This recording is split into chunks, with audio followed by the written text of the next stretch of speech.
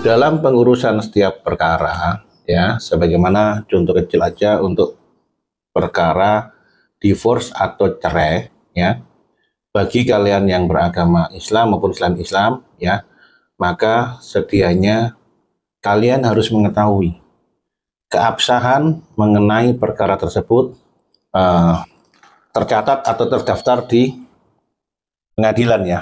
Sebagai contoh soal ya seperti ini ya. Nah, ini akte cerai, ya. Untuk aslinya telah kami berikan ke kolega atau ke kliennya. Ini akte cerai produk hukum from Pengadilan Agama mana ini? Mojokerto, ya. Nah, di dalam ini tentu harus ada tertera nomor perkara, ya.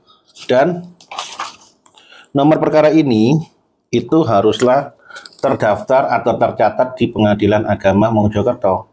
Ini salinan putusannya. Nah, seperti itu ya. Jadi ini jelas harus nyambung ya.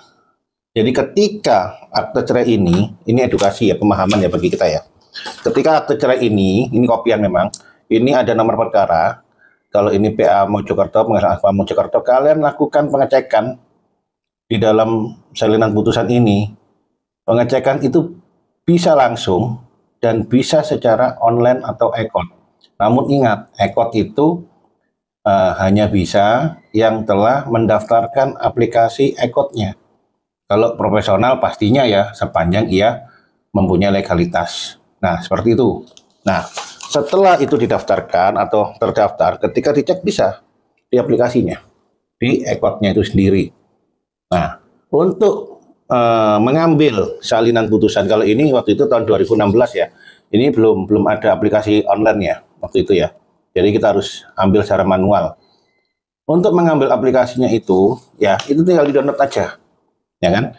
Di-download, kemudian kalau sudah sesuai dengan apa yang tertera dengan nomor perkara yang ada di sini tadi, itu maka jelas tidak ada persoalan. Mengapa? Ya, ada beberapa pertanyaan ke saya. Kenapa KUA kok minta salinan putusannya ini, ya, putusan perkara sebagaimana dimaksud? Ya karena apa? Karena ada dugaan, ya, akte cerai tersebut tidak tercatat. Ya, kalau ini real ya. Nah, yang bertanya tadi seperti itu. Itu pihak KUA untuk lebih memastikan ya harus minta salinannya itu dong. Nah, bagaimana mintanya? Kalau itu sebelum tahun 2022 ya mungkin Mas ya. 22, 21 lah. Itu tentu tidak memakai aplikasi e-court. Kalian harus datang ke pengadilan. Gitu ya. Jadi seperti itu.